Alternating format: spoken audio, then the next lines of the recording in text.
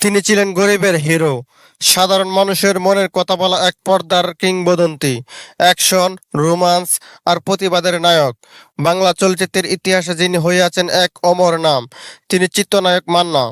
আজ আমরা জানবো এই মহান শিল্পীর জীবন, কর্ম ও সময়ে চলে যাওয়ার বেদনার গল্প। মনিরুজ্জামান মান্না, জন্ম 1964 সালের 14ই এপ্রিল, টাঙ্গাইল জেলার এলেঙ্গা গ্রামে। ছোটবেলা থেকেই অভিনয়ের প্রতি তার ছিল প্রবল আগ্রহ। ঢাকা এসে পড়াশোনা করেন ঢাকা কলেজে। সেই সময়ে অংশ নেন নতুন মুখের সন্ধানে প্রতিযোগিতায়, সেখানে থেকেই তার চলচ্চিত্র প্রবেশ। 1984 সালে তৌবা সিনেমায় অভিনয়ের মাধ্যমে রূপালী পর্দায় অভিষেক ঘটে তার। শুরুর দিকে ছোটখাটো চরিত্র অভিনয় করলেও খুব দ্রুতই দর্শকদের নজর করেন তিনি। 90-এর দশকে এসে একের পর এক হিট সিনেমা উপহার দেন মান্না। অন্তরে অন্তরে দাঙ্গা, লাল বাদশা, বীর সিপাহী, আম্মাজান, কে আমি, এমন বহু ছবি তার ক্যারিয়ারের এক একটি মাইল ফলক হয়ে দাঁড়ায়।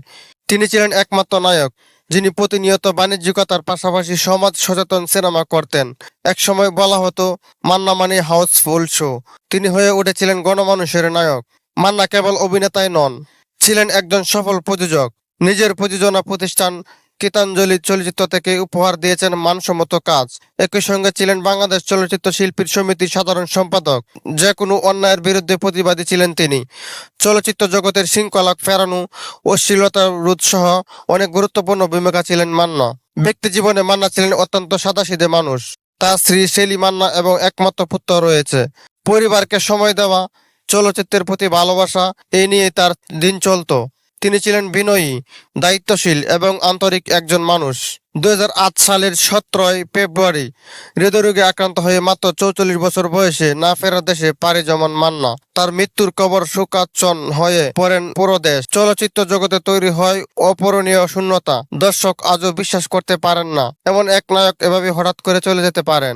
মান্না ছিলেন এমন এক শিল্পী যার প্রতিটি কাজ ছিল সময় উপযোগী, সমাজ সচেতন ও প্রভাবশালী। তিনি আজ নেই, কিন্তু তার রেখে যাওয়া চলচ্চিত্র, দৈনিক অবস্থা ও ভক্তদের হৃদয়ে তিনি আজও জীবিত।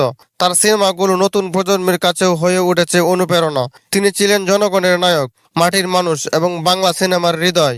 মান্নার মতন কিংবদন্তি নায়ক যুগে যুগে একবারে জন্ম নেন। তিনি ছিলেন আমাদের বাংলার গর্ব।